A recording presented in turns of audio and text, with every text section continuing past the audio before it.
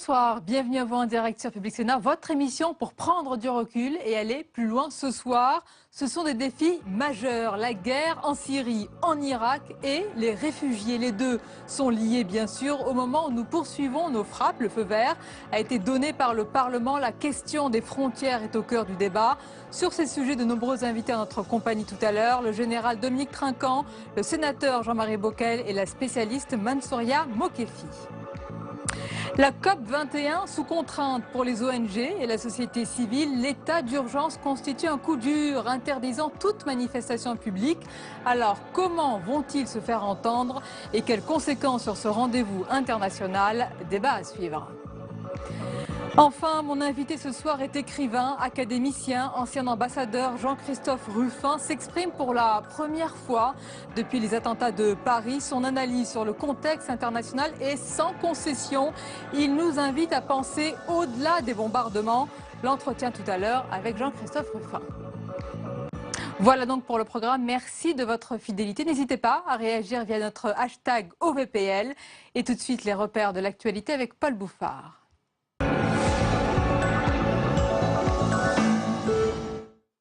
Bonsoir. Le Parlement français approuve la poursuite des frappes en Syrie. Après l'Assemblée nationale, c'est le Sénat qui ce soir a voté à la quasi-unanimité cette prolongation. 325 sénateurs ont voté pour. Il y a eu 21 abstentions, notamment au groupe communiste, et aucun vote contre. Nous reviendrons largement sur cette information dans quelques minutes avec nos invités. Et regardez cette image ce soir, Angela Merkel et François Hollande, place de la République à Paris, ensemble pour déposer une rose en hommage aux victimes des attentats. La chancelière allemande qui, au nom de la lutte antiterroriste, veut envoyer 650 soldats au Mali, des forces pour soulager l'action française. Ce soir, le couple franco-allemand a dîné à l'Elysée. Autre sujet au menu des discussions, la gestion des flux migratoires en Europe. L'État islamique revendique l'attentat de Tunis. Hier, 12 agents de la sécurité présidentielle sont morts dans une attaque kamikaze contre un bus en plein cœur de la capitale tunisienne. Ce soir, la frontière avec la Libye est fermée pour 15 jours. Dans la journée, le président Etsebi visitait les blessés, un président qui veut faire front face au terrorisme. Écoutez. Ils veulent faire entrer la terreur dans nos cœurs et dans les cœurs des enfants du peuple. Moi, depuis cette tribune, je dis que la terreur se déplacera vers ces terroristes. Cette information maintenant au lendemain de la destruction d'un avion russe par des tirs turcs.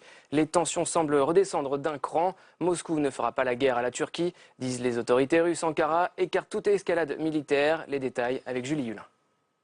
Le crash du bombardier russe abattu par la Turquie pouvait faire craindre le pire. Aujourd'hui, si Moscou et Ankara se rejettent mutuellement la faute, les deux pays se sont efforcés d'apaiser les tensions. À commencer par le président turc, sur la même ligne que ses alliés de l'OTAN. Nous n'avons absolument aucune intention de provoquer une escalade avec cette affaire. Nous ne faisons que défendre notre sécurité et les droits de nos frères. Côté russe, si le ministre des Affaires étrangères parle aujourd'hui encore d'une provocation planifiée, pas question pour autant de représailles. Nous ne prévoyons pas de faire la guerre à la Turquie. Notre attitude envers le peuple turc n'a pas changé. Nous questionnons les actions des dirigeants turcs. Pendant qu'à Moscou, plusieurs centaines de manifestants ont jeté des pierres et brisé des vitres de l'ambassade de Turquie, Vladimir Poutine n'a lui pas caché sa colère, recommandant à ses concitoyens de ne plus se rendre en Turquie. La Russie, qui a annoncé qu'elle soutenait la proposition de François Hollande de fermer la frontière turco-syrienne afin d'arrêter le flux de combattants djihadistes. Les suites de l'enquête des attaques de Paris, la traque continue. Regardez ces deux visages, deux hommes sont toujours recherchés, Salah Abdeslam et Mohamed Abrini. Qui est ce dernier, organisateur, simple chauffeur ou artificier? Un rôle qui reste à être précisé par les enquêteurs. L'appel au drapeau de François Hollande vendredi aux Invalides à Paris. Le chef de l'État, dans le cadre d'une cérémonie nationale, rendra hommage aux 130 morts et 350 blessés des attaques de Paris. Le président invite à cette occasion les Français à mettre un drapeau tricolore à leurs fenêtres. L'initiative fait réagir les sénateurs au micro de Mounir Soussi. Lorsqu'il y a un traumatisme aussi profond, la nation a besoin de faire corps avec son président, son État, mais aussi d'avoir des symboles extrêmement forts. un symbole, c'est bien. Une réalité, c'est quand même beaucoup mieux. Donc on aurait, par notre comportement depuis un certain nombre d'années, affirmé davantage les valeurs de notre pays. Pour moi, ce serait encore beaucoup mieux. Je suis un peu étonnée qu'un président de gauche s'approprie un patriotisme qui n'en est pas un. Nous sommes tous des patriotes, mais on n'a pas besoin de mettre des drapeaux, de pavoiser nos appartements, nos immeubles. Près de 150 chefs d'État attendus à Paris la semaine prochaine. La COP21 va s'ouvrir dès dimanche avec des mesures de sécurité exceptionnelles. Pour faciliter le déplacement des franciliens, les transports en commun seront gratuits. Les 29 et 30 novembre, 11 000 policiers et gendarmes seront mobilisés. Écoutez les précisions du ministre de l'Intérieur. En ce qui concerne le déploiement des forces de l'ordre, en plus de ces 8 000 policiers aux frontières, 2 800 policiers et gendarmes officieront sur le site même de la COP. Aujourd'hui, au total, ce sont 120 000 policiers, gendarmes et militaires qui sont déployés sur l'ensemble du territoire national pour assurer la sécurité des Français. Premier débat de ce soir, le Parlement en a débattu aujourd'hui, la prolongation des frappes aériennes en Syrie.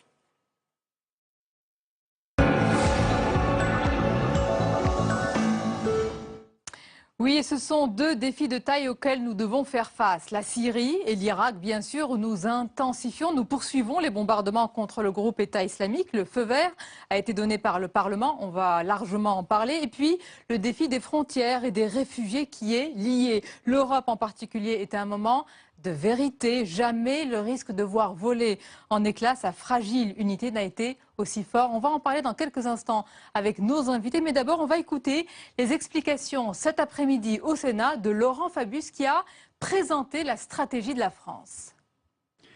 Gagner cette guerre, vous le savez, c'est mener de front deux combats. Ici, sur notre sol, en nommant notre adversaire, l'islamisme radical, le djihadisme, le salafisme, en traquant les individus, en débusquant les cellules, en démantelant les réseaux, en cassant les filières, en mettant les terroristes hors d'état de nuire. Ce combat, nous le menons aussi dès à présent dans le cadre d'une coalition avec une trentaine d'États engagés militairement en Irak ou en Syrie. Et nous progressons, même si c'est difficile. Le rapport de force sur le terrain commence à s'inverser.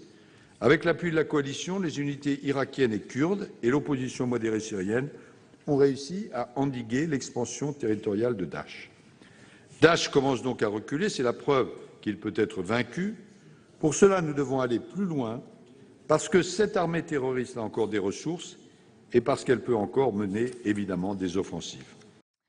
Et nos invités ce soir, le général Dominique Trinquant, bonsoir. Bonsoir. Et bienvenue. Ancien chef de la mission militaire auprès des Nations Unies. Nous accompagne également Mansouria Mokefi, bonsoir. Bonsoir. Vous êtes conseiller spécial Moyen-Orient, Maghreb, à l'Institut français des relations internationales. Jean-Marie Bockel, bonsoir. Bonsoir. Bienvenue à vous, sénateur UDI du Haut-Rhin, membre de la Commission des Affaires étrangères, de la Défense et des Forces armées. Alors vous venez d'écouter une présentation, une explication, un extrait du discours de Laurent Fabius. Jean-Marie Bockel, on parle beaucoup en ce moment de bombardements, même du nombre de bombes qui tombent sur Raqqa ou d'autres fiefs de l'État islamique. Voilà pour la réponse que nous apportons à l'acte de guerre qui nous a été opposé à Paris.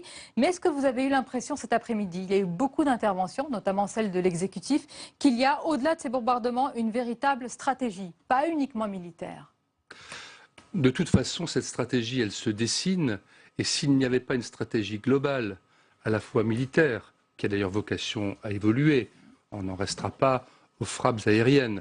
Une stratégie diplomatique qui a déjà commencé avec le balai intense de cette semaine, mené notamment par le président français, et également une dimension politique, eh bien, on ne peut aller qu'un échec.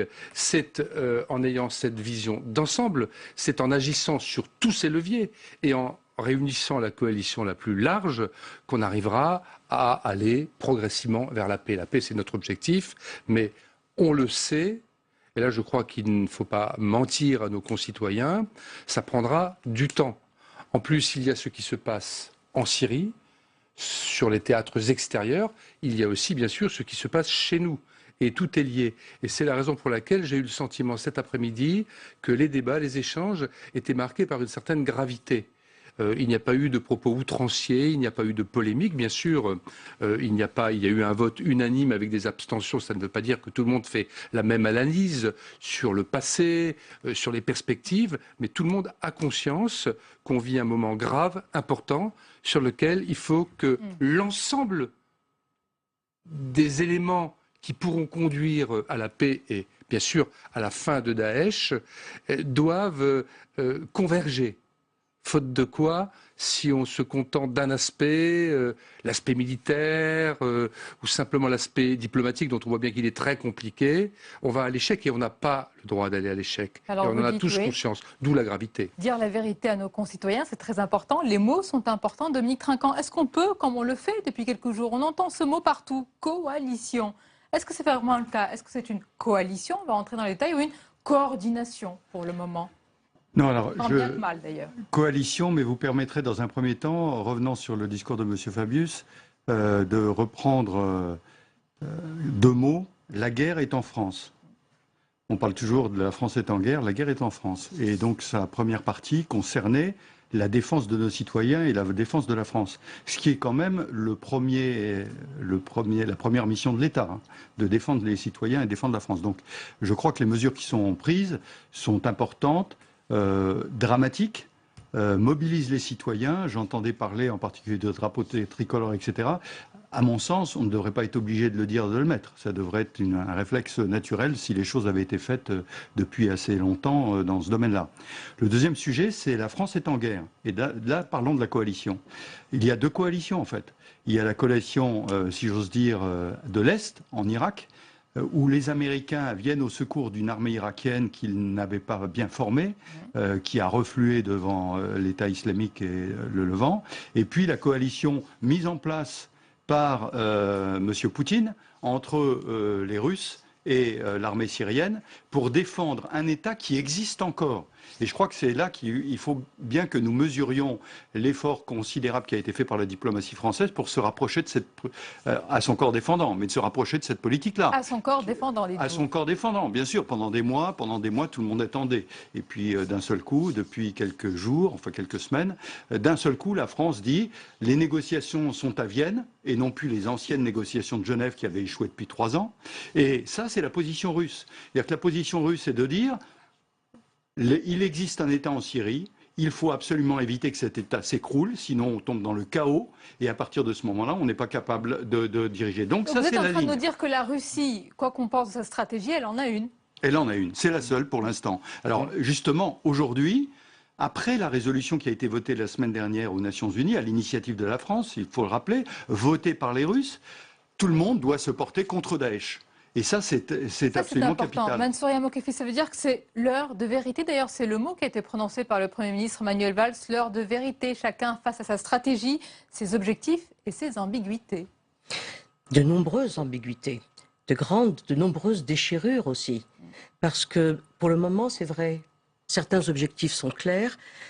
La nation fait corps autour de l'exécutif. La guerre en France et la guerre portée au-delà de la France, tout cela est très fortement soutenu par l'opinion publique et bien sûr par tous les représentants de la nation. Mais les vraies questions qui se posent sont celles qui concernent quelle stratégie sur le terrain, quelles alliances véritablement, et l'on a assisté à des basculements, des revirements tous ces derniers mois, et puis surtout les buts. Et c'est là que les déchirures sont mises en lumière, parce qu'elles sont déjà au niveau de l'Europe. Entre l'Allemagne et la France, c'est vraiment la révélation, malgré les manifestations de solidarité que nous avons vues tout à l'heure. Mme Merkel à la République, c'est vrai, la compassion, l'émotion. D'envoyer 650 soldats. On a envie de dire, il est temps, ça fait longtemps que la France est seule au Mali. Elle est partie seule, elle a sollicité l'Europe, personne n'est venu, n'est parti avec elle. Elle est aussi la seule puissance capable en Europe de partir comme ça, de se projeter si vite. Oui, c'est vrai. Oui, mais aujourd'hui, elle est sur plusieurs fronts. Donc, que l'Allemagne envoie 650 soldats, on a envie de dire, il est temps. Est-ce que c'est aussi pour se dédouaner de ne pas faire ce qu'il faudrait sur les autres fronts? Ça reste à voir. Mais en tout cas, pour l'instant, les stratégies entre la France et l'Allemagne sont très différentes. Entre les États-Unis et la France et l'Europe, très différentes. Les déchirures sont entre la France et le reste de l'Europe. Et comme vous l'avez souligné tout à l'heure dans votre introduction, la question des migrants et la question de Daesh sont fortement liées. Et tout, Alors ça, on va je en regrette parler. de le dire, on ne converge pas, tout diverge. Vous sur employez ces- le mot déchirure. Hein. D'habitude, on emploie le mot divergence. Non, là c'est déchirure, parce que vraiment les risques sont grands. Je crois que même le Premier ministre a parlé de danger qu'il n'y ait plus Exact. d'Europe. Vous êtes d'accord, Jean-Marie Bockel? C'est toujours la question de la bouteille à moitié vide et à moitié pleine. Je suis bien sûr d'accord avec les risques et même la réalité de division que vous avez pointée. Pour autant, bon, c'est vrai que les pays européens qui sont aujourd'hui épargnés par le terrorisme, même les opinions publiques se disent « Ouh là là, hein, est-ce qu'on va se mettre là-dedans? Ça va être terrible, nous sommes prospères. Oui, Français, nous vous aimons, nous sommes solidaires. » Mais, cela dit, ils réfléchissent aussi. Et on leur parle. Et ils savent que, regardez Bruxelles, que peu à peu, ce cancer va s'étendre. Ils ne seront pas éternellement à l'abri. Et d'autre part, prenons l'exemple de l'Allemagne. C'est vrai qu'on peut considérer que c'est un petit geste. Moi, je suis très engagé depuis longtemps dans le franco-allemand et nous irons encore la semaine prochaine rencontrer nos collègues allemands pour parler de ces questions. Pour eux, avec leur état d'esprit, le mode de fonctionnement de leur Parlement, leur réticence absolue en termes de doctrine opérationnelle. Vous utilisez même le mot guerre pour eux. Ce qui se passe, c'est un premier pas. Moi, je le vis positivement. Voilà, bien sûr, c'est on est le verre à loin, moitié plein, on est là, loin que vous du nous fond. racontez. Mais c'est un premier pas. D'autres pays ne sont pas encore là. Cela dit, il y a tout de même une démarche européenne que nous avons engagée, qui est soutenue unanimement. Il peut y avoir différents moyens de nous soutenir, financièrement, sur le plan logistique et matériel, on peut aller plus loin. Et peu à peu, les consciences vont évoluer. Le problème de la déchirure, moi je le vois plus entre ce que doit être la coalition de demain. Bien sûr, les grandes puissances régionales, on voit ce qui se passe, la Turquie est incontournable. Oui, on va en parler. On va Mais en parler. déjà, au niveau de l'Europe, Mais- vous dites c'est un premier pas. Oui, C'est un premier Et je pas. rejoins d'ailleurs, Oui, monsieur. je voudrais- Mais on n'est pas sorti de l'auberge. Hein. Non. Oui, je voudrais souligner l'habileté qu'il y a eu, il faut le souligner, dans le discours du président Hollande au Congrès, de parler de l'article 42.7. C'est-à-dire, expliquez. L'article 42.7 est le pendant de l'article 5 de l'OTAN. Dans l'OTAN, l'article 5 dit que tout pays attaqué, tout le monde doit défendre. C'est comme si les autres pays étaient attaqués. Or là, il a fait jouer 42.7. Ce qui était très habile, d'abord parce que c'était la première fois qu'il était utilisé, premier point. Deuxième point, l'article 5 de l'OTAN était un repoussoir pour les Russes. Donc ça n'était pas possible de monter quelque chose. Et deuxièmement, pour reprendre ce que disait Jean-Marie Bockel, les Européens ont besoin de pédagogie. Aller en Afrique, au Mali, je l'ai côtoyé pendant des années, pour eux c'est quelque chose d'incroyable. Et en dehors de notre position, mais d'aller en Afrique, pour eux c'est loin de leur histoire. Très loin de leur histoire. Et toujours, ils se méfiaient en disant les Français, c'est encore leur passé colonial qui les rabat, etc., etc. Là, ils se rendent compte que le danger est un danger différent, que les Français ont réagi en premier. Je voudrais rappeler qu'ils ne sont pas complètement absents. Les Néerlandais ont envoyé des hélicoptères d'attaque à Pachelabad. Mais là, on parlait du cœur de l'Europe, voilà. si je puis dire. Et donc, petit à petit, ils vont y venir et les Allemands viennent le faire. Les Britanniques, qui, depuis Irak, n'étaient plus en capacité de faire la guerre, nous sommes les seuls Européens à être encore en capacité de le faire. Eh bien, Cameron a annoncé aujourd'hui une montée en puissance de son budget de la défense pour se donner à nouveau les moyens d'être qu'il passe devant le Parlement, qui est vraiment très réticent. Soit, mais c'est un signe quand même. Je voulais juste abonder quant à ce qui a été dit au sujet des opinions publiques. C'est certain aujourd'hui que la menace est perçue comme globale, elle est globale et personne ne pense être à l'abri. Néanmoins, on parlait de stratégie des pouvoirs, des gouvernements. Et au sujet de l'opinion publique, il est intéressant, par exemple, de relever que les États-Unis, qui étaient solidement derrière leur président, qu'ils critiquent par ailleurs sur beaucoup d'autres points, mais solidement derrière lui pour ne pas intervenir sur le théâtre moyen-oriental, pour ne plus participer à une guerre, eh bien, depuis Paris, l'opinion publique a évolué et on sent quelque chose de nettement perceptible où plus de la moitié des Américains sondés récemment disent que, ma foi, peut-être que l'Amérique devrait réévaluer sa stratégie. Mais ce n'est pas ce que le président a envisagé de faire. Il l'a dit au président Hollande il y a 2 jours. Et c'est en sujet des stratégies. Que cherchons-nous? Quels sont les buts prioritaires? Quels sont les résultats envisagés? Il y a il y a une organisation qui a une stratégie. C'est l'État islamique. Et je voudrais vous faire réagir, Dominique Trinquant, Jean-Marie Bockel. La stratégie du groupe État islamique n'est pas circonscrite à la Syrie et à l'Irak. Oui, je crois que vous avez raison de le souligner. Il faut remonter dans l'histoire. Le califat existait avant les accords Saïs-Picot. Et là, nous venons de vivre un siècle de parenthèse, considère, et là je raisonne un peu comme l'État islamique, hein. On ferme une parenthèse d'un siècle de domination occidentale à la fin de la Première Guerre mondiale, au moment où l'Empire ottoman s'est désagrégé, et les Occidentaux, en particulier les Français et les Britanniques, mais les Américains ont suivi, ont tracé ces frontières. Et ces frontières sont toujours présentes. Et l'État islamique a voulu, d'ailleurs il a fait des images très symboliques au moment où il s'est scié. Une sorte d'effacement. Voilà, d'effacement des frontières, en disant tout ceci a été effacé. Et la grosse difficulté que nous avons aujourd'hui, c'est que nous, occidentaux, nous raisonnons toujours en revenons dans les frontières, revenons dans ces États, et c'est comme ça que la paix sera rétablie. Je ne suis pas persuadé que les peuples du Moyen-Orient, aujourd'hui, puissent avoir le même raisonnement. Il y a le raisonnement des peuples du Moyen-Orient, mais pour revenir au raisonnement et à la stratégie de l'État islamique, elle est non seulement de rétablir un califat large, comme vous l'avez dit fort justement, mais elle est aussi de construire le califat mondial. Et donc d'attaquer soit des maillons faibles, soit, car la France n'est pas un maillon faible, mais c'est un pays qui leur apparaît à un moment donné comme l'ennemi idéal, d'abord parce que c'est un pays engagé déjà dans la lutte contre l'extrémisme, mais aussi parce que c'est un pays dont ils pensent qu'ils peuvent le déchirer sur le plan interne. Et un des enjeux aujourd'hui auxquels nous sommes confrontés, et au moins c'est sur la table, au moins maintenant on en parle. Et au fond, on est capable aussi là-dessus d'avoir une pédagogie et pas être simplement dans le fantasme, dans la peur, dans le rejet de l'autre. C'est de dire, ben oui, effectivement, notre pays est ce qu'il est, avec son histoire. Il y a dans notre pays une minorité de musulmans importante. Ils essayent de créer dans le minorité, pays... oui, en France, mais c'est l'une des plus grandes communautés en Europe. Eh bien, voilà, pour tout un chacun, pour tous les citoyens français, une interpellation. Qu'est-ce qu'on fait maintenant? Est-ce qu'on tombe dans ce piège?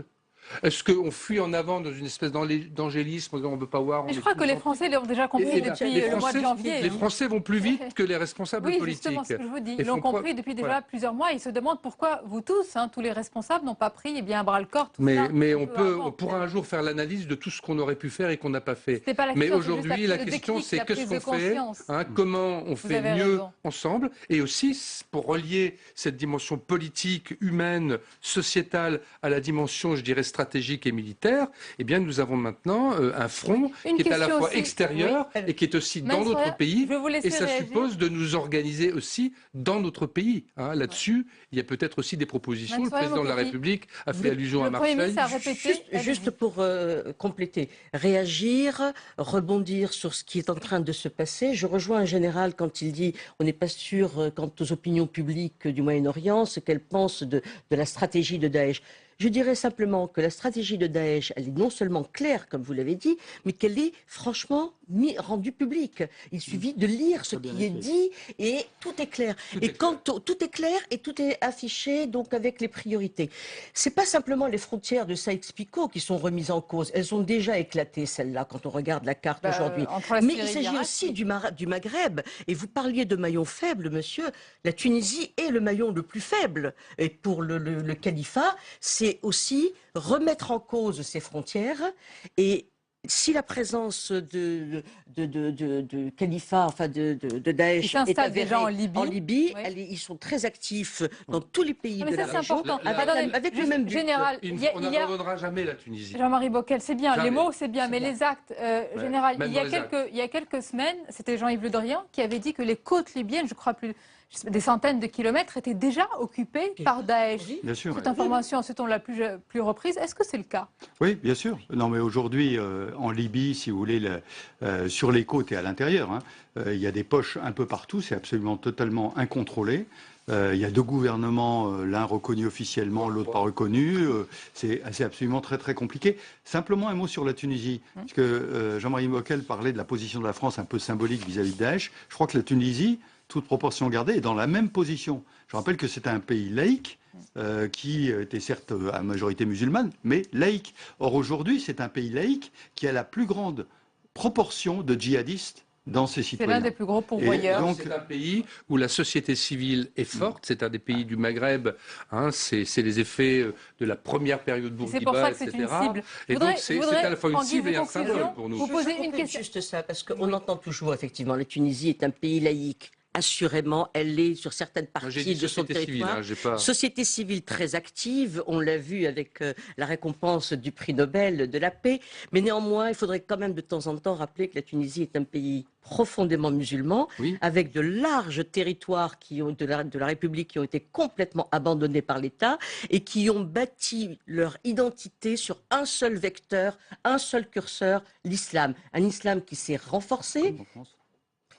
En tous les cas, c'est l'un des pays qui est initié. Je voudrais juste conclure, et rapidement, parce qu'il nous reste une minute, c'est faire un tour de table. Selon vous, qui a la vision aujourd'hui? C'est une question que je pose souvent quand on parle des alliances, quand on parle de cette complexité sur le territoire. Général, qui a une vision? Peut-être les militaires, puisque les politiques. Alors les militaires sont des gens très pragmatiques. Oui. Et aujourd'hui, pour combattre sur le terrain, ce qui ne veut pas dire la sortie politique, hein, ce qui veut combattre sur le terrain, il y a aujourd'hui en Syrie un gouvernement qui existe, qui est appuyé au sol par les avions de la coalition russe, si j'ose dire. Et vous avez de l'autre côté un État irakien où vous comptez sur les doigts d'une main ceux qui combattent. Il y a les Peshmerga, il y a les chiites, mais qui ne peuvent pas aller prendre Mossoul, par exemple, qui est sunnite. Et donc il s'agit, je pense, de coordonner des actions multiples. Et ces actions multiples, au passage, ces actions multiples peuvent amener à l'échec Daesh. Et c'est pour ça que Daesh vient taper au cœur de nos cités. Et nous aurons l'occasion d'en reparler. Merci beaucoup. Singulièrement, la France peut avoir une vision aujourd'hui, parce qu'on a été marqué par la tragédie. On est encore un pays militaire capable de faire la guerre, et on sait parler avec tout le monde. Donc, non seulement avec les Européens, mais avec tout le monde. On est membre du Conseil de sécurité. Repenser justement toutes les alliances et merci à vous. Restez avec nous. La suite de votre émission, ça va vous intéresser. On va évoquer à présent, vous en avez parlé, le retour des symboles patriotiques, le drapeau tricolore partout. C'est l'édito ce soir.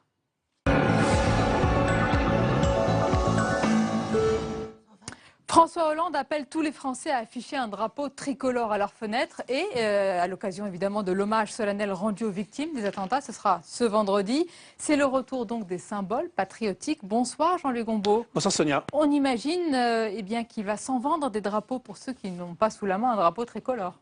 Il va s'en vendre un drapeau tricolore, mais ce qui est assez intéressant dans cette histoire, c'est, puisque vous en avez parlé juste à l'instant, c'est qu'on estime que c'est un problème européen.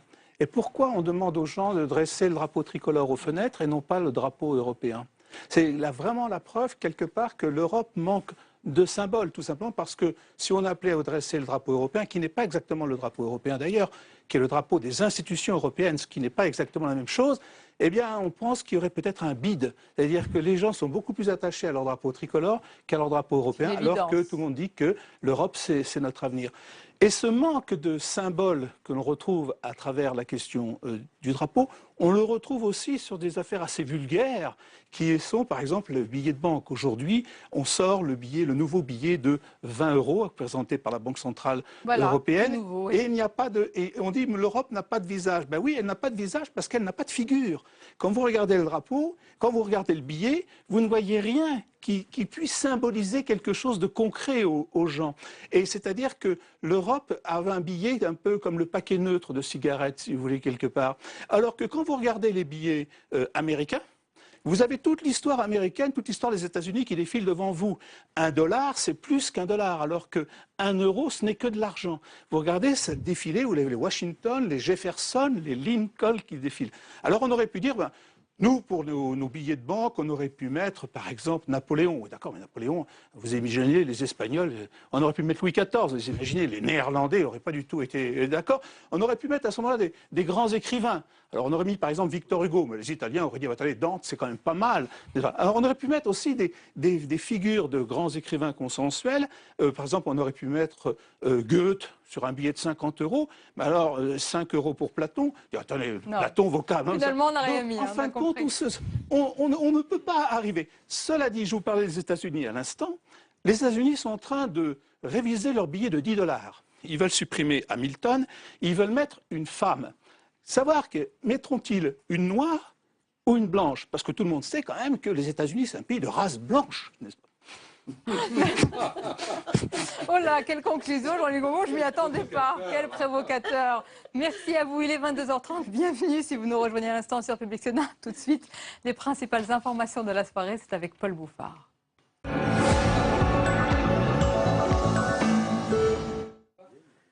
Regardez cette image, le pape François à Nairobi, première visite de son pontificat en Afrique. Première étape au Kenya, le pape met en garde le monde contre les facteurs qui, selon lui, engendrent le terrorisme. Écoutez. L'expérience montre que la violence, le conflit et le terrorisme se nourrissent de la peur, de la méfiance, ainsi que du désespoir provenant de la pauvreté et de la frustration. Dans l'actualité parlementaire, les sénateurs ont entamé aujourd'hui l'examen du second volet du budget 2016, un volet consacré aux dépenses. Hier, le Sénat a adopté la première partie du texte, celle des recettes. Jérôme Rabier revient sur les modifications votées par la Haute Assemblée. C'est une première partie du projet de loi de finances profondément modifié qu'a voté le Sénat à majorité de droite. Pour ce volet consacré aux recettes, la Haute Assemblée est revenue sur de nombreux aspects touchant à la fiscalité des ménages, ce qui a provoqué des passes d'armes dans l'hémicycle. Vous avez décidé que la question de l'impôt est avant tout celle de l'impôt des plus aisés. La priorité est de baisser leur impôt pour vous, quitte à le financer par une hausse d'impôt sur les classes moyennes. Contre l'avis du gouvernement, le Sénat a notamment voté le relèvement du plafond du quotient familial, l'exonération à 50% de la résidence principale pour le calcul de l'impôt sur la fortune et surtout un allègement de l'imposition des contribuables assujettis à la tranche des 30%. C'est la tranche la plus large, celle qui concerne notamment les classes moyennes, et nous considérons que c'est une réforme juste, plus juste en tous les cas que celle proposée par le gouvernement, puisqu'elle va toucher 5 millions de contribuables. Une autre mesure a en revanche fait consensus contre l'avis du gouvernement, la réduction de la TVA sur les protections hygiéniques féminines, baptisée taxe tampon. Enfin, les sénateurs ont surtout voté une réduction de l'effort des collectivités pour réduire la dépense publique, un effort ramené à 2 milliards d'euros contre 3,6 milliards souhaités par le gouvernement. Une réforme de la dotation globale de fonctionnement, la DGF, dont les sénateurs n'ont pas fini de parler, puisqu'elle est aussi discutée dans le volet dépenses du projet de loi de finances, en débat jusqu'au 7 décembre prochain. Et puis, cette information, 3 maires Front National quittent l'AMF, l'Association des maires de France. David Racheline, sénateur maire de Fréjus, en fait partie.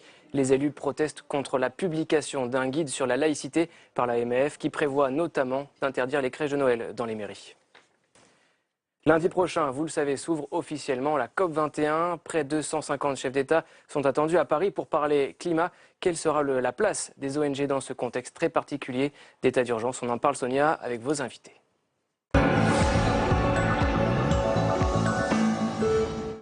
Oui, l'état d'urgence, une nécessité, bien sûr, mais certains disent également un coup dur pour la COP21 et surtout pour les manifestations de la société civile qui devaient se tenir autour de cette grande réunion des chefs d'État sur le climat qui va officiellement s'ouvrir ce lundi.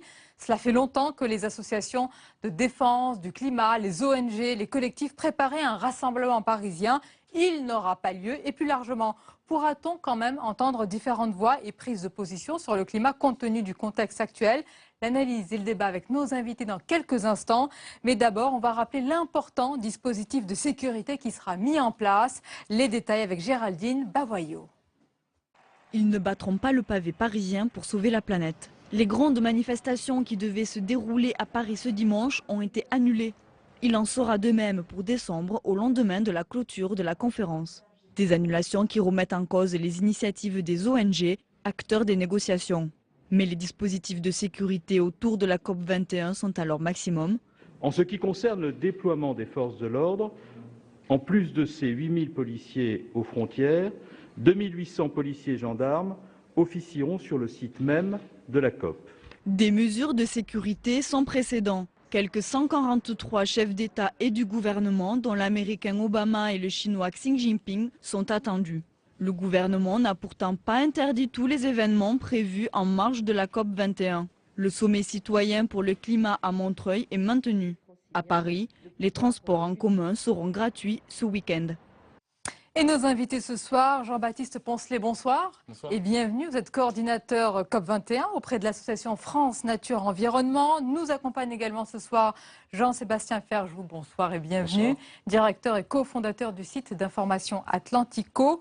Claude-Marie Vadreau, bonsoir. Bonsoir. Bienvenue, on est ravis de vous accueillir. Journaliste, essayiste, spécialiste de l'environnement, auteur de nombreux ouvrages dont le dernier en date s'intitule Climat, planète en danger aux éditions du Rocher. Et Jacques-Olivier Barthes, bonsoir. Bonsoir. Et bienvenue, directeur de la communication auprès de la fondation WWF France. Alors messieurs, tout d'abord Jean-Baptiste Poncelet, à partir de lundi, date d'ouverture officielle de la COP21. On va bien sûr entendre beaucoup de discours officiels, tous les officiels, les chefs d'État vont bien sûr s'exprimer. Est-ce que dans ce contexte d'état d'urgence qui interdit tout rassemblement, est-ce qu'on pourra quand même entendre la voix, même un petit peu de la société civile? Bien sûr, on va l'entendre fortement. En amont des négociations, ce week-end, il y aura bien des mobilisations, bien que les marches en France aient été interdites.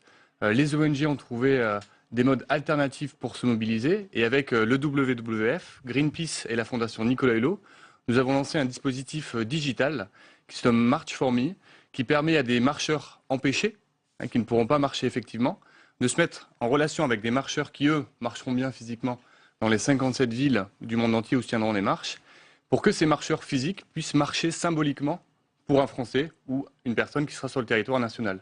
Donc, en amont de la COP21, il y aura bien une forte mobilisation de la société civile.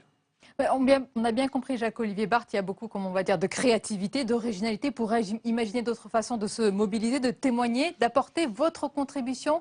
Ça va passer par ce genre d'action, alors que, rappelons-le quand même, la société civile, les ONG, les collectifs comptaient vraiment, vraiment beaucoup appuyer avant ce rendez-vous international. Oui, mais on s'est adapté. On a bien compris que c'était très important que la mobilisation de la société civile soit pas un des dégâts collatéraux des attentats. Et on a trouvé, avec les autres associations, une capacité à démontrer une résilience citoyenne. Je pense que c'est ça qui est important. Il y a une vraie résilience. C'est-à-dire qu'en une semaine, on arrive à se mettre d'accord, à mettre sous le boisseau nos divergences. Et on a travaillé tous ensemble pour créer plusieurs dispositifs. Et Marche for Me, je trouve que c'est un dispositif très intéressant. À mon avis, qui fera date, qui sera utilisé par la suite. Parce que, comme nous disait Jean-Baptiste, ça permet à des gens en France de marcher, mais il faut penser aux gens à Bamako, à Damas, à Bagdad, à Beyrouth, qui eux n'ont pas aussi la possibilité de marcher. Le site est en français, en anglais, en espagnol, et qui auront eux aussi la possibilité de marcher par le biais de cette plateforme d'échange. Marcher, et on va dire pourquoi dire aussi, c'est important. Claude-Marie Vadreau, il est important que cette société civile s'exprime, qu'on voit son point de vue à travers d'ailleurs différentes composantes. Il est important que la société civile s'exprime et parle, mais je ne suis pas sûr qu'elle soit ni écoutée ni entendue. Et je constate que, en raison des circonstances, finalement, cette société civile va s'exprimer encore plus virtuellement qu'à l'ordinaire, que pendant les précédentes réunions sur le climat. Et je crois que c'est là un danger. J'ai l'impression que les ONG...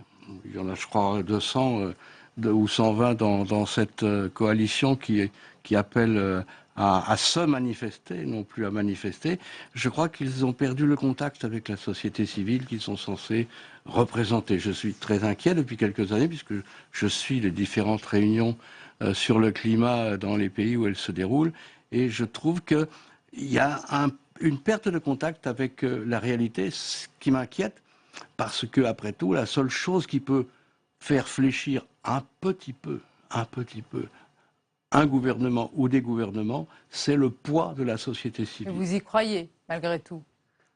J'y crois de moins en moins, malheureusement, et je suis pessimiste. Oui. On va parler justement de cet écart, cette dissociation entre ce que vous dites, la réalité et la voix portée par les associations. Jean-Sébastien Ferjou, vous comprenez aussi que c'est un rendez-vous très officiel, très organisé avec tous les chefs d'État, qu'il faut aussi ces voix-là, des associations, des ONG, malgré tout, qu'elles s'expriment, évidemment.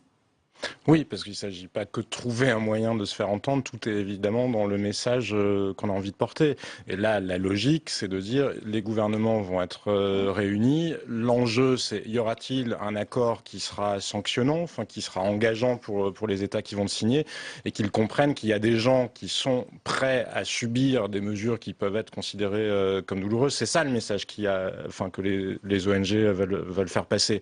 Après, je suis assez d'accord avec monsieur. Je pense que malgré tout, l'état d'urgence, il ne change pas fondamentalement la manière dont le message est porté. Et je pense que les ONG se sont enfermées dans des discours qui sont assez loin. Parce que la société civile, c'est une expression un peu fourre-tout. La société civile, c'est vous, moi, comme les ONG. Et c'est bien sûr tout à fait important qu'il y ait des ONG, qu'il y ait des mouvements, des citoyens qui se mobilisent. Mais enfin, ce qui est aussi très important, c'est que monsieur et madame tout le monde s'emparent du sujet. Et je pense qu'on s'est beaucoup mis dans des discours très alarmistes, ou en tout cas où on focalise beaucoup sur le côté alarmiste des choses. Et je suis absolument pas là pour vous parler du fait qu'il ne faudrait pas s'alarmer. C'est pas le sujet.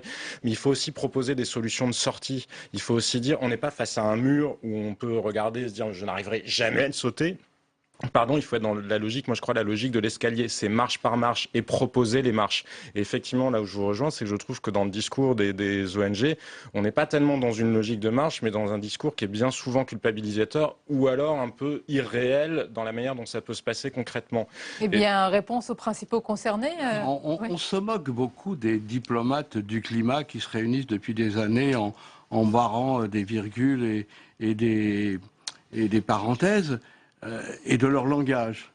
Et avec le temps qui a passé, les ONG en sont venues à utiliser le même langage, les mêmes tics de langage que les diplomates et que les politiques. Ce qui nuit à la force de leur conviction et ce qui nuit à leur efficacité.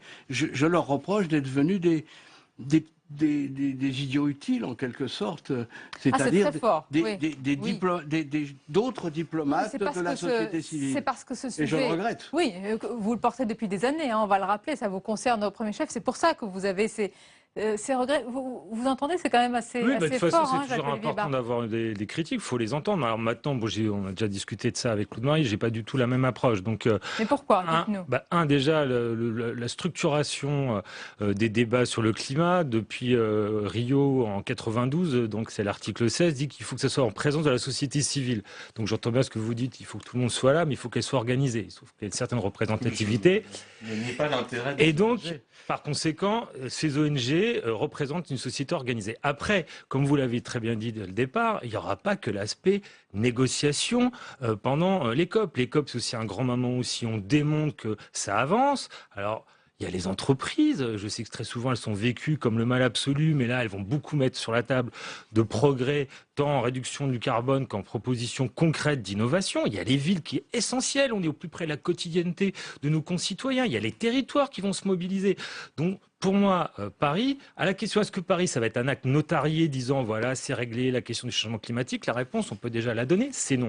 En revanche, Paris peut être un grand accélérateur d'une transition écologique et énergétique qui est déjà en train de se faire. On voit ce qui se passe en Chine et dans d'autres pays d'ailleurs et qui, de toute façon, est inexorable. Donc vous estimez que vous avez le potentiel de peser, on va dire, à la marge. C'est pas, vous n'allez pas changer le cours de cette réunion, mais vous avez le potentiel de peser et de représenter, entre guillemets, ce que l'on appelle cette société civile, c'est-à-dire vous, moi et les autres.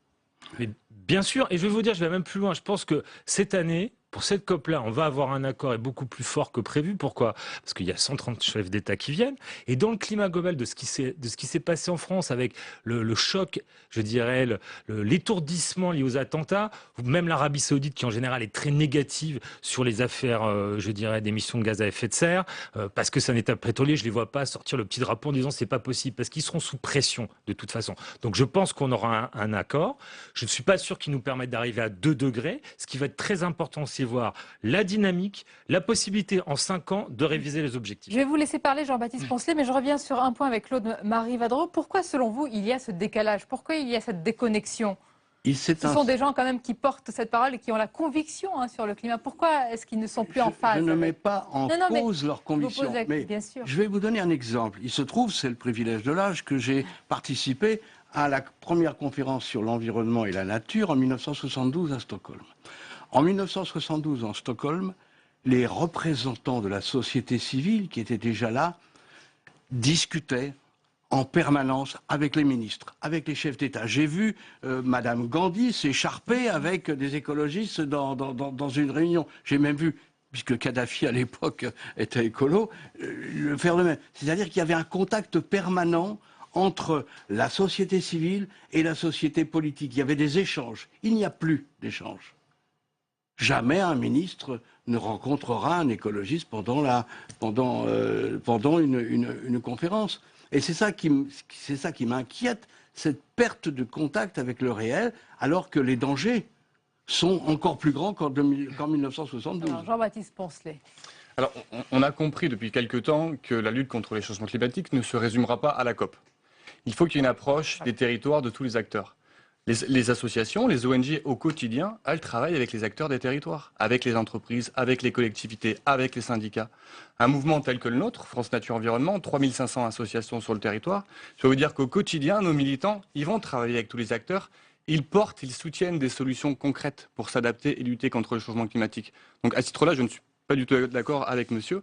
Par ailleurs, sur le message que vous abordiez tout à l'heure, on a compris l'erreur de Copenhague où le message était très catastrophiste.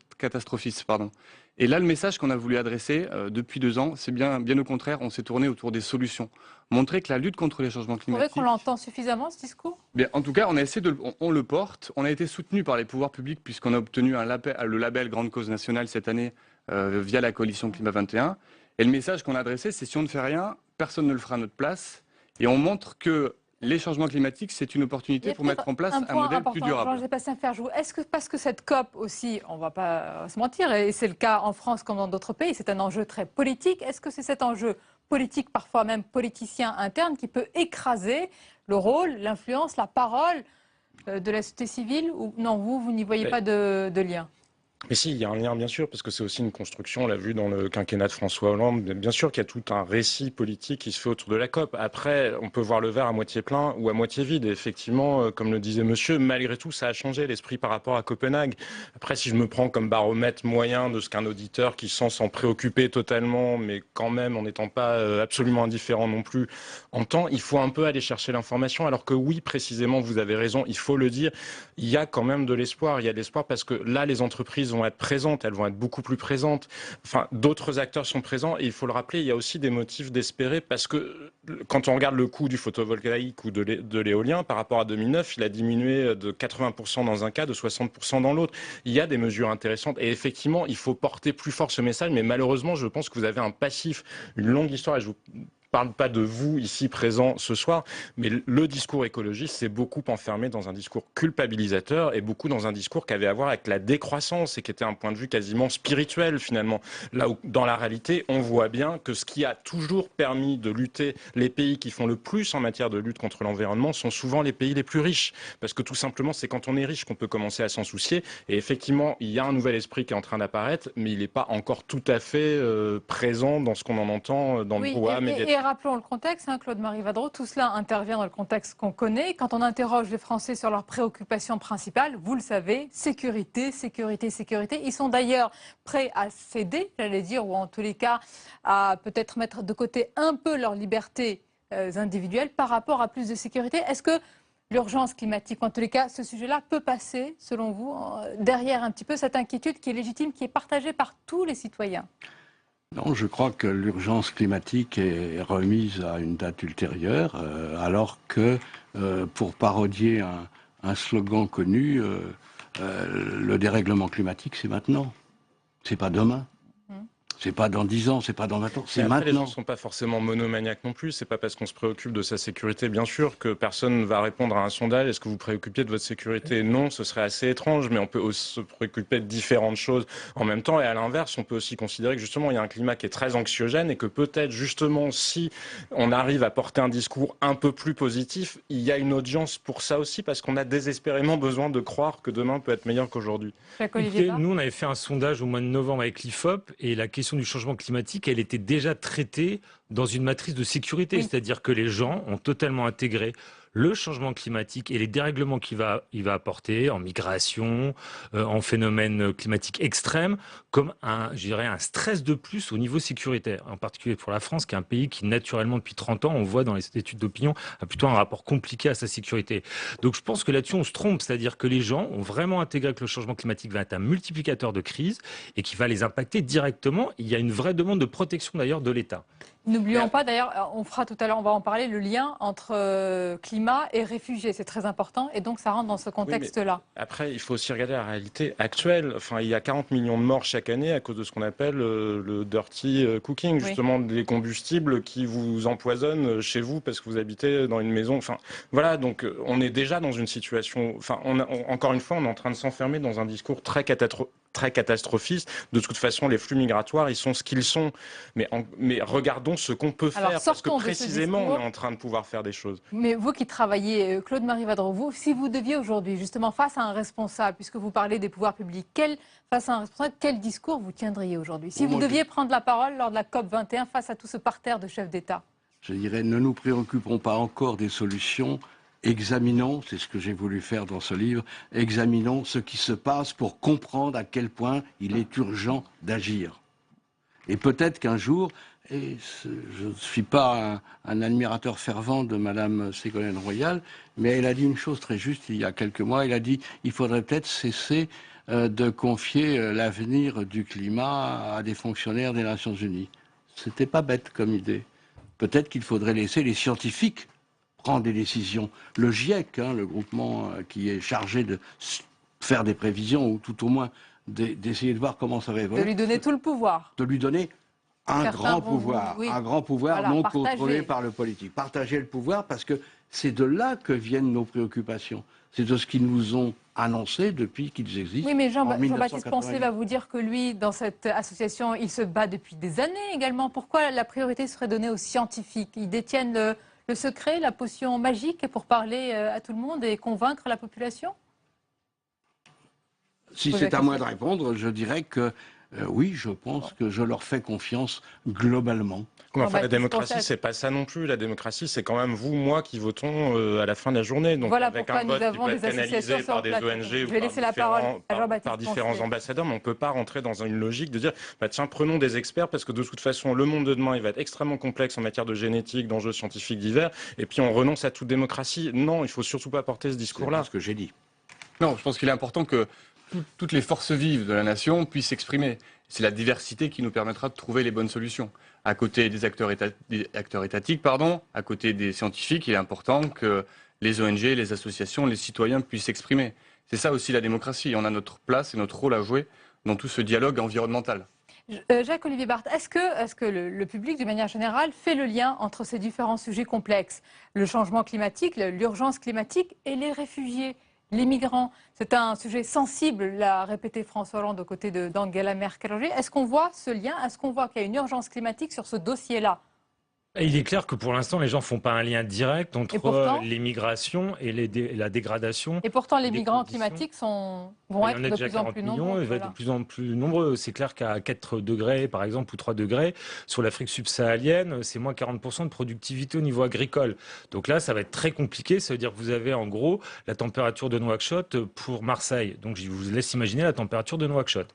Donc ça aura des énormes flux migratoires. Ça, on le sait. On sait par exemple sur les cartographies que sur le Mali, les changements climatiques ont beaucoup impacté les bouleversements de population. On le sait. Après, c'est pas, je veux dire, c'est un facteur structurant qui travaille de façon diffuse, mais que les gens Il n'y a que les phénomènes, je dirais, climatiques forts et extrêmes. Par exemple, aux États-Unis, ce qui fait que les Américains ont changé, c'est que les successions de grandes tempêtes aux États-Unis, en particulier Sandy, où là, c'était compliqué de dire qu'il n'y a pas un souci sur le changement dans climatique. Notre quotidien, oui.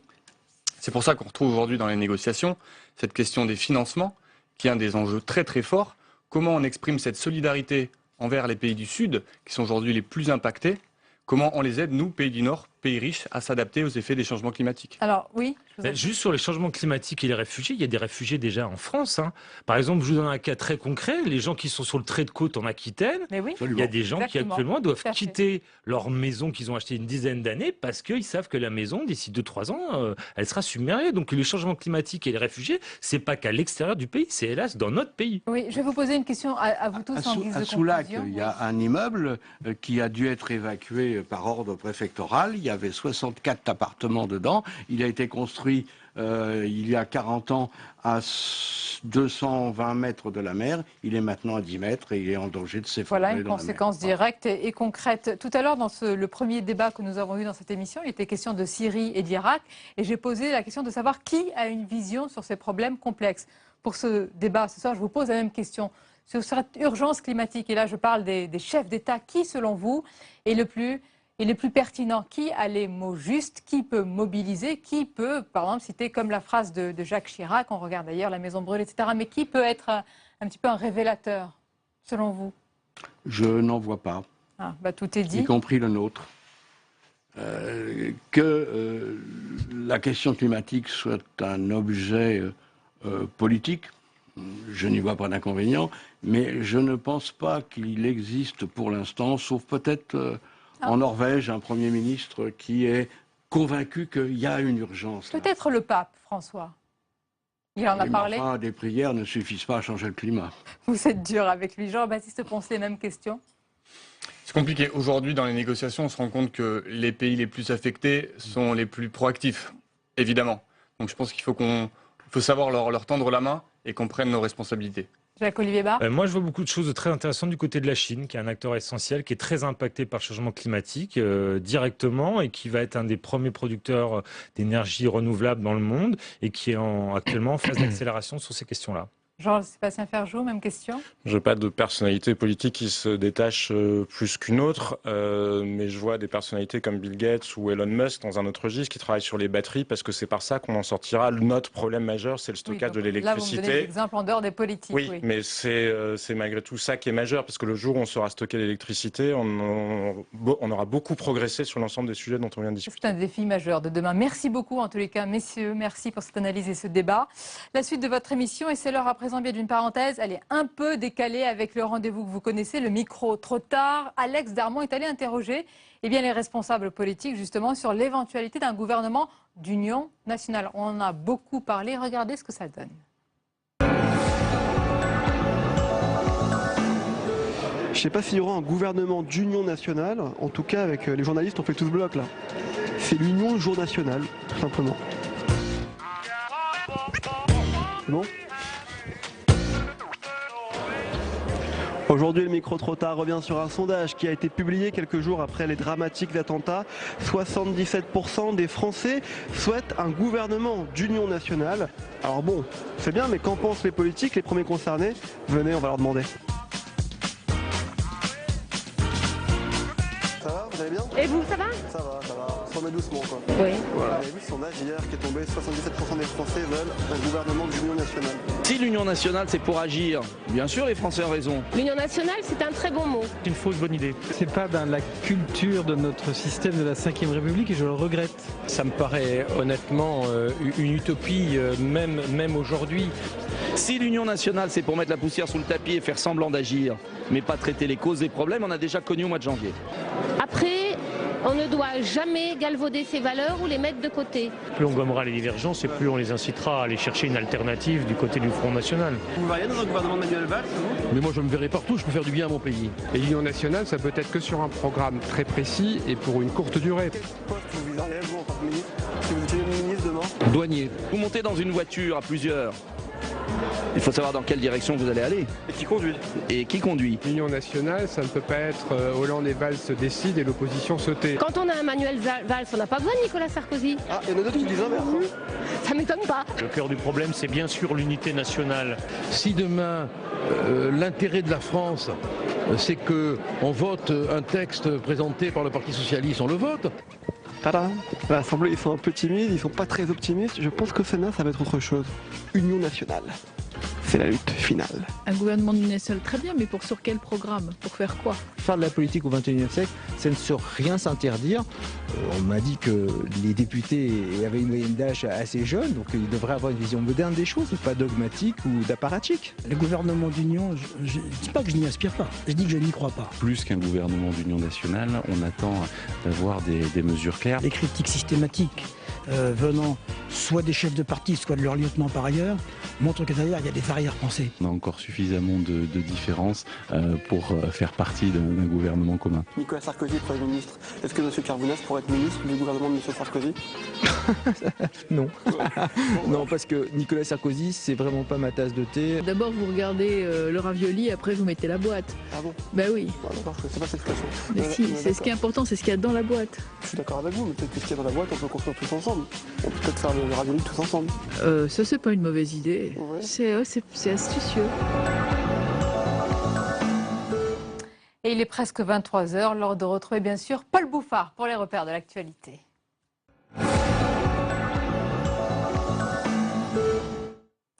Ce soir, le Parlement français donne son feu vert pour la poursuite des frappes en Syrie.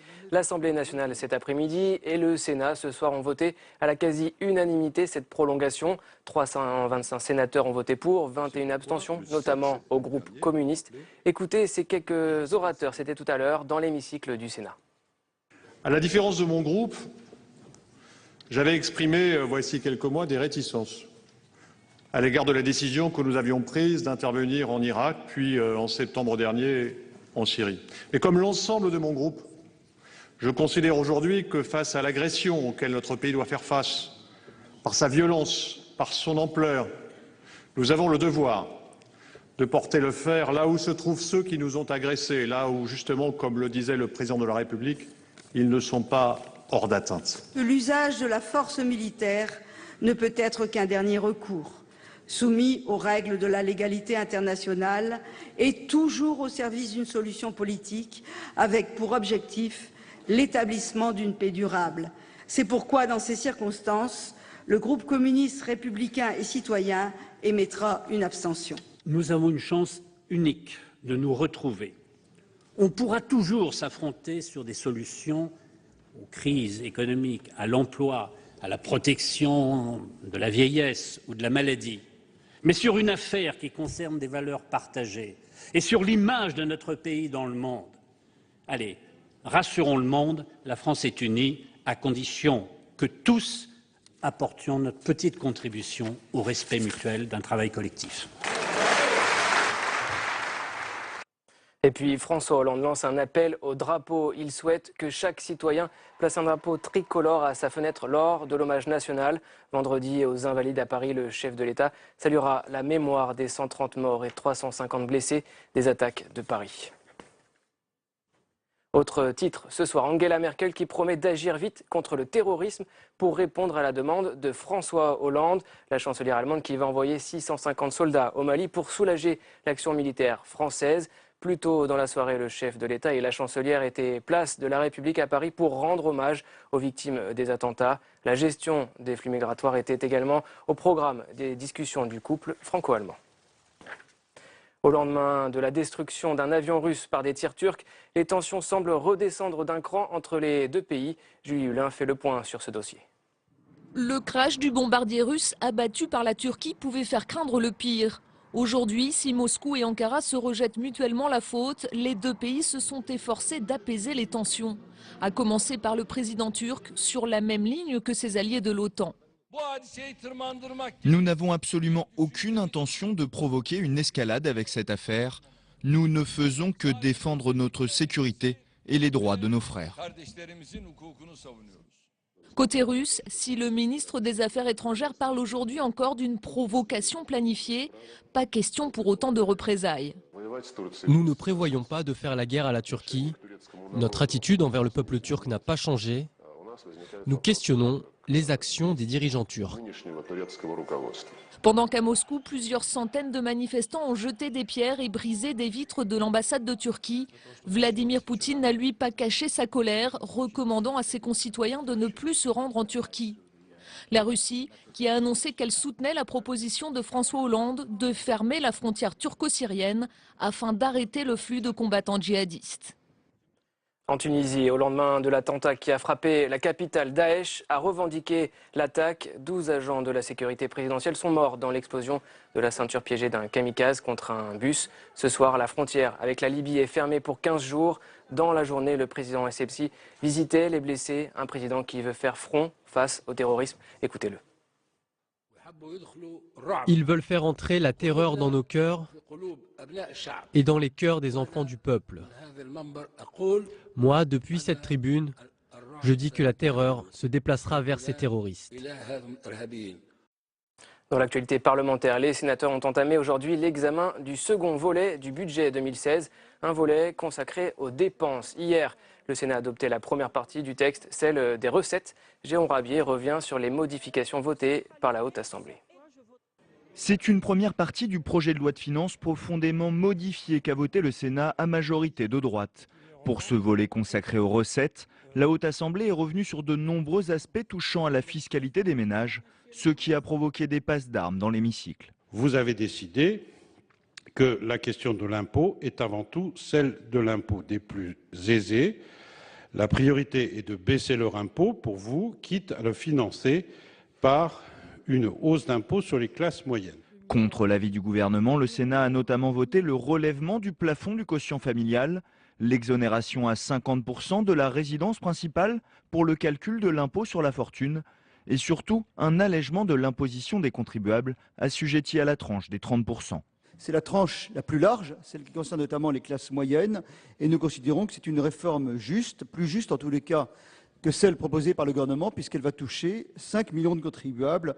Une autre mesure a en revanche fait consensus contre l'avis du gouvernement, la réduction de la TVA sur les protections hygiéniques féminines, baptisée taxe tampon.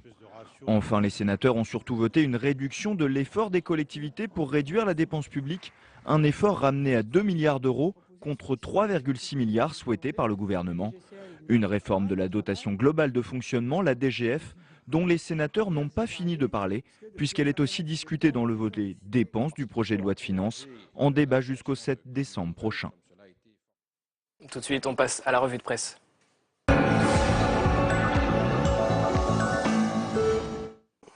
La revue de presse, et on découvre ensemble les unes de vos quotidiens, avec d'abord Paul, les Échos ce soir. On l'aurait presque oublié, mais les élections régionales, c'est pour bientôt. Et le quotidien Les Échos en fait sa une. Un dossier spécial de 10 pages sur l'audit des nouvelles grandes régions. Les forces et les faiblesses de ces nouveaux territoires sont passées au peigne fin. Dans l'ensemble, leur santé financière serait saine pour l'instant. Note Les Échos, qui s'attarde également sur les grands projets qui mobilisent les candidats. Voilà, à lire demain, on va passer à l'Union de Reims. Quelles armes contre les djihadistes, s'interroge le journal. Il détaille ces fameuses fiches S, vous savez, celles établies par les services de renseignement français sur certains individus potentiellement dangereux. L'Union s'attarde également sur ces perquisitions administratives, désormais beaucoup plus faciles dans le cadre de l'état d'urgence. Bref, c'est tout le nouveau vocabulaire de l'antiterrorisme qu'explique demain le journal L'Union pour mieux s'y retrouver. Alors une fois n'est pas coutume, on va parler du supplément du monde diplomatique, ses manières de voir. Le bimestriel, Sonia, qui livre un numéro spécial sur les désordres climatiques et les combats qu'ils génèrent. Leurs auteurs dépassent largement la simple question climatique pour y aborder les questions politiques et sociales qui en découlent. Va-t-on, s'interroge le magazine, vers un rafistolage écologique ou un vrai changement de système? Élément de réponse donc dans Manière de voir. Et on va finir, Paul, avec Match, Paris Match. Ce fameux drapeau tricolore qui a le vent en poupe. Sonia, on en parlait tout à l'heure. Un drapeau synonyme de cette France fraternelle, comme le titre, le magazine. 30 pages de témoignages des victimes, des héros et des survivants des attentats de Paris le vendredi 13 novembre, le jour où leurs vies se sont croisées. Merci beaucoup Paul, à demain. Merci à vous. L'entretien à présent pour aller plus loin. Il s'exprime pour la première fois depuis les attentats de Paris. Son analyse sur le contexte international et sans concession. Jean-Christophe Rufin nous invite à penser au-delà des bombardements. C'est un entretien qui a été enregistré juste avant ce direct. Regardez.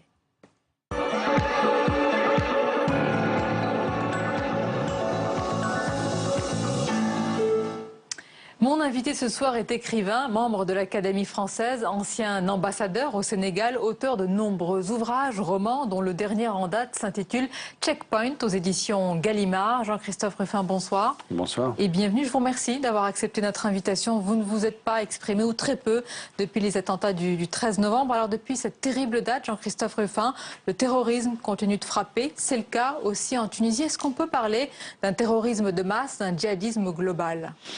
Moi, je me méfie beaucoup. En ce moment, j'ai l'impression qu'on est en train de décerner des labels comme ça, de professionnalisme. Par exemple, on dit c'est très très bien préparé, très professionnel. Moi, je ne suis pas absolument bouleversé par leur professionnalisme. Ils font beaucoup de dégâts, bien sûr, mais il y a aussi beaucoup de conneries. Je veux dire, il ne faut pas appeler les choses par leur nom. Je veux dire, des erreurs énormes, etc.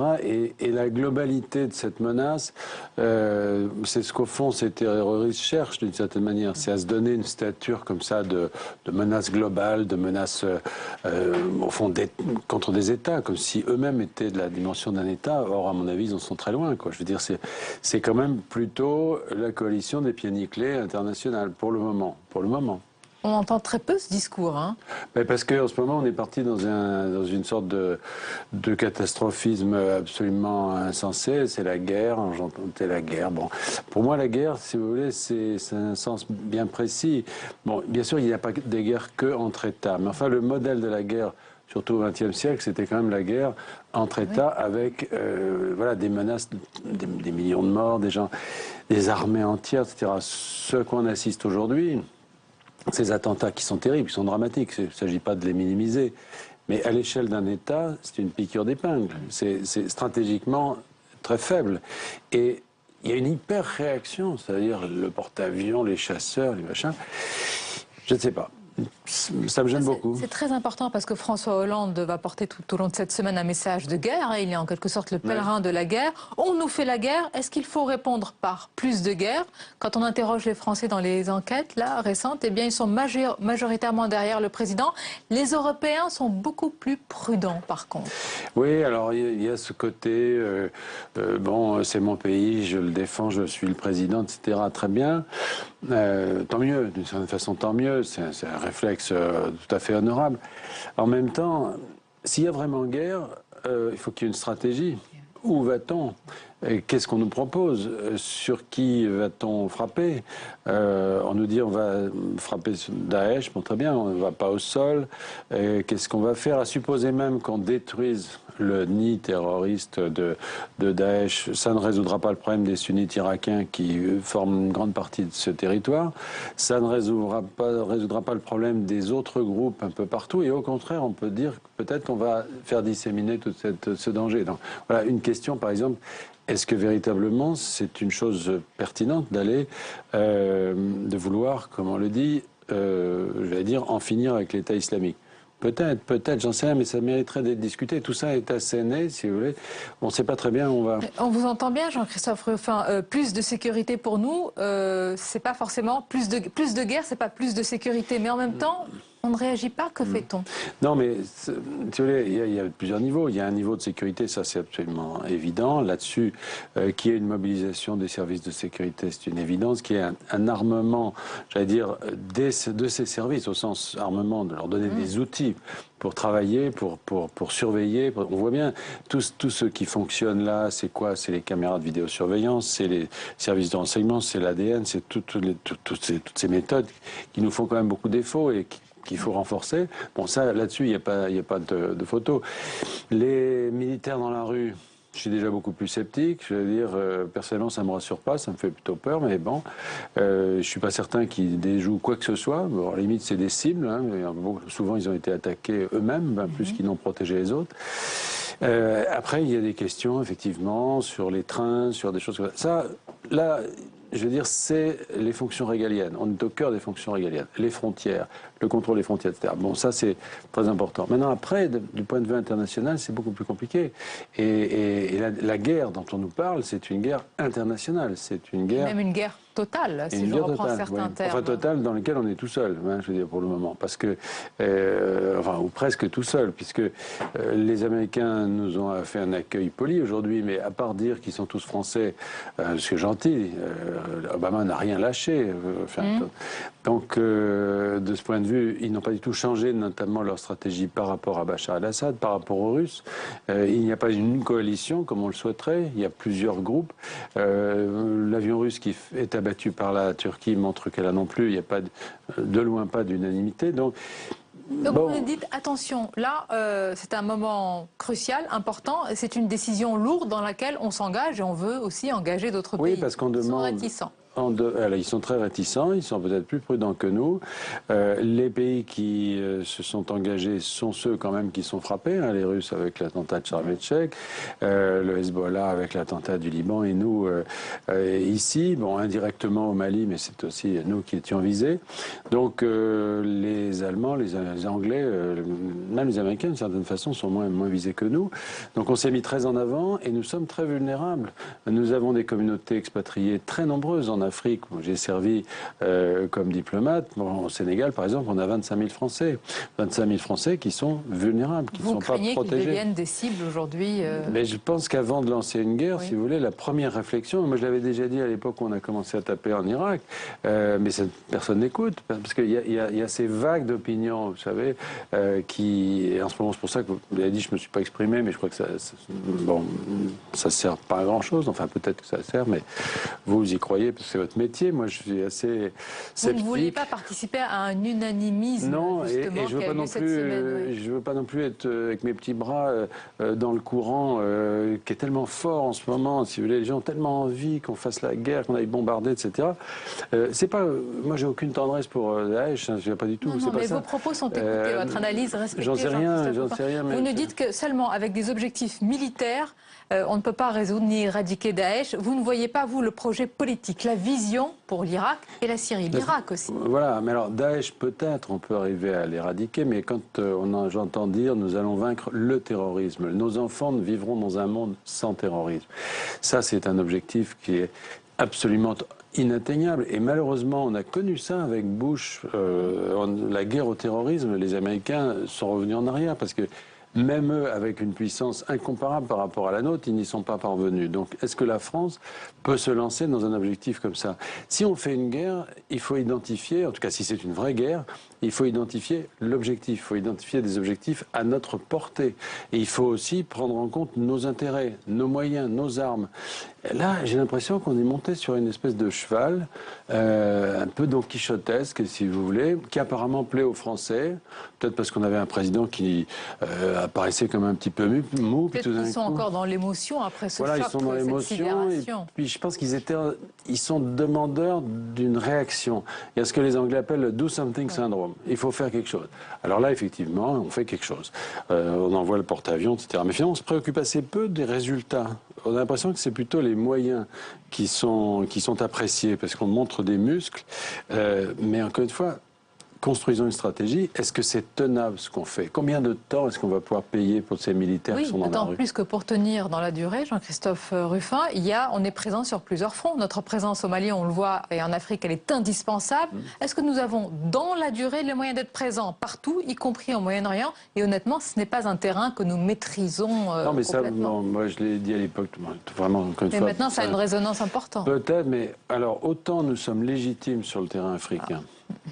Et pas seulement sur le plan militaire d'ailleurs, mais aussi économique. On a beaucoup déserté, hein. Ça c'est très important. Mais c'est un autre sujet, c'est la question des migrants, etc. Mais la France est attendue en Afrique. Elle a des responsabilités, elle a des alliés, elle a des demandes fortes de présence. Donc le Mali, la Centrafrique, d'une façon générale, l'Afrique de l'Ouest, oui, c'est un territoire, ce sont des terrains dans lesquels nous sommes attendus, dans lesquels nous avons des responsabilités.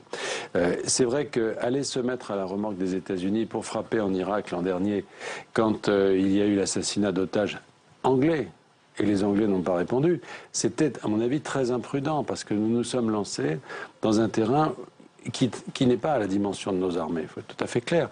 Et déshabiller Pierre pour habiller Paul, c'est pas une stratégie. Et on le voit en ce moment, c'est au Mali, de nouveau, dans notre dos, que les choses se passent. Le grand chaos qui résulte de l'intervention française, en tout cas franco-anglaise et américaine en Libye, ce chaos, il va falloir y répondre, parce que la Libye est aujourd'hui en face de nous. Oui, et on voit les conséquences en Tunisie. Et qui menace aussi la Tunisie et l'Égypte. Donc tout ça, si vous voulez, ça, c'est le cœur de nos responsabilités, et je pense qu'on est parti très loin, et dans des territoires et des zones où nous ne pouvons pas agir seuls et où les autres ne veulent pas agir à notre place. Au cœur de tout cela, il y a notre diplomatie, notre politique étrangère. Est-ce que vous dites qu'on a eu une vision bien trop simpliste? Les bons d'un côté, les méchants de l'autre, on met à l'écart Poutine, on fait de Bachar al-Assad notre priorité et finalement, on ne règle pas tout ça avec les bons sentiments. Moi, je pense que c'est la fin d'une époque, c'est-à-dire qu'on a vécu un demi-siècle, en gros, depuis la fin des guerres coloniales, si vous voulez. La France n'était pas en guerre, la France n'était pas menacée, pratiquement nulle part. Et donc, elle se donnait le rôle d'un donneur de leçons, d'une puissance qui pouvait faire la morale et qui pouvait agir de façon morale. Très bien.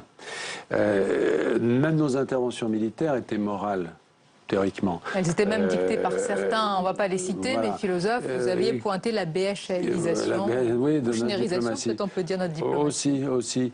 Aujourd'hui, les guerres nous touchent. De nouveau, c'est-à-dire c'est fini. L'innocence, c'est un temps perdu. Les guerres nous touchent. Et si elles nous touchent, ça veut dire que nous allons devoir y répondre dans des termes qui seront des termes beaucoup plus vitaux pour nous. Avec les moyens dont nous disposons, ce qu'on fera devra ou pas assurer notre sécurité. C'est-à-dire qu'il y a un retour, non pas vers la morale, non pas loin de la morale, je veux dire, mais vers quelque chose qui est fondamental et qu'on avait oublié, qui est la sécurité, notre survie, je dirais presque. Donc ça, c'est une nouvelle pensée. Et cette nouvelle pensée, elle va nous obliger... Mais on n'y est pas encore. C'est-à-dire que je crois que le logiciel des politiques n'a pas encore changé. Ils sont encore un peu dans la gesticulation. Ils font encore de la politique intérieure, même quand ils font de la politique internationale. Alors que si on est vraiment en guerre, si on est vraiment menacé, ça ne sera plus de la politique intérieure, ça sera vraiment l'intérêt du pays. Et moi, je pense que l'intérêt du pays en ce moment, il mériterait d'être discuté. Il n'est pas forcément dans la stratégie qui est suivie. Et il y a aussi, Jean-Christophe Rufin, ce que l'on appelle l'armée de l'ombre en France, les djihadistes français sur notre sol. Est-ce qu'on a vraiment pris ce problème à bras-le-corps depuis des années? Et est-ce qu'on sait le faire? Est-ce qu'on a vraiment compris, appréhendé ce que l'on appelle un peu de loin ce phénomène de radicalisation? Non, pas du tout. Pas du tout, mais c'est très difficile, il faut dire. C'est très difficile parce que... alors, l'armée, je pense que ça aussi, c'est un terme globalisant. J'ai repris une expression de Jean-Yves Le Drian. Oui, même le président de la République, mais cette armée terroriste, bon, moi je pense que ce n'est pas une armée, ce sont des masses de candidats. C'est-à-dire, c'est plutôt, vous savez, comme les gens qui veulent entrer à la Légion étrangère et qui d'abord postulent. Bon, tous ne seront pas élus. Même dans ces radicalisés, ils ne seront pas tous actifs, ils ne seront pas tous capables d'agir, ou en tout cas d'agir de façon dangereuse. Mais ils méritent d'être surveillés.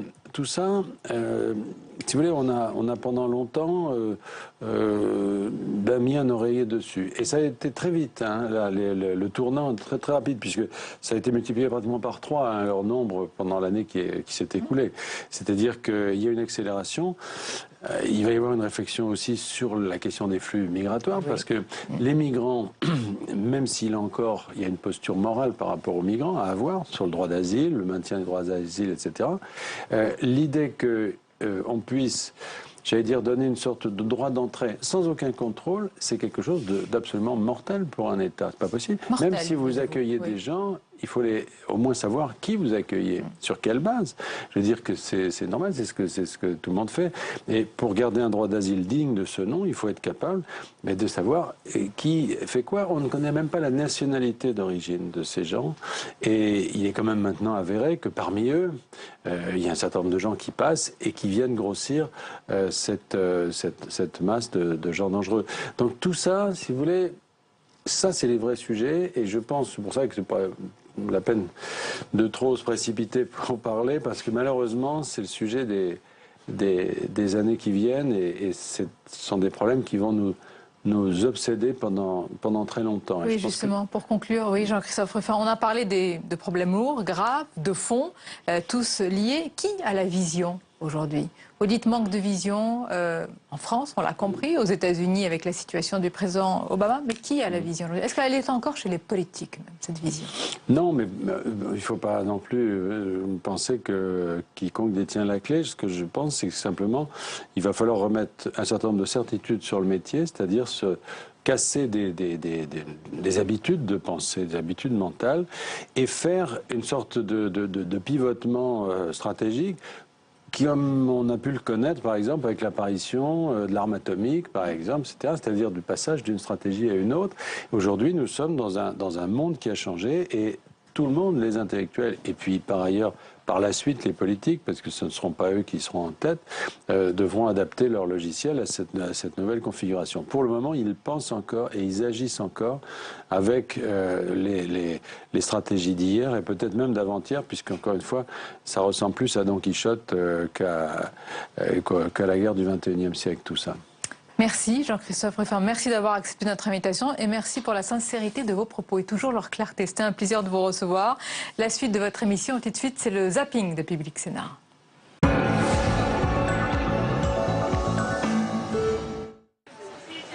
Depuis cette interminable nuit de vendredi, la France vit un très officiel état d'urgence et les rassemblements sont interdits. Pourtant, place de la République, ce sont des milliers de Français qui se joignent tous à la traditionnelle insoumission parisienne, sous le regard un peu perdu, mais bienveillant, des forces de l'ordre. Et lorsqu'une voix s'élève pour crier la phrase classique de la menace d'une arme à feu,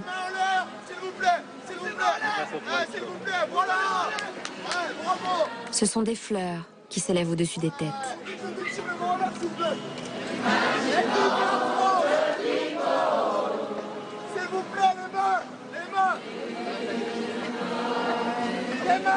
Allez, les mains, s'il vous plaît.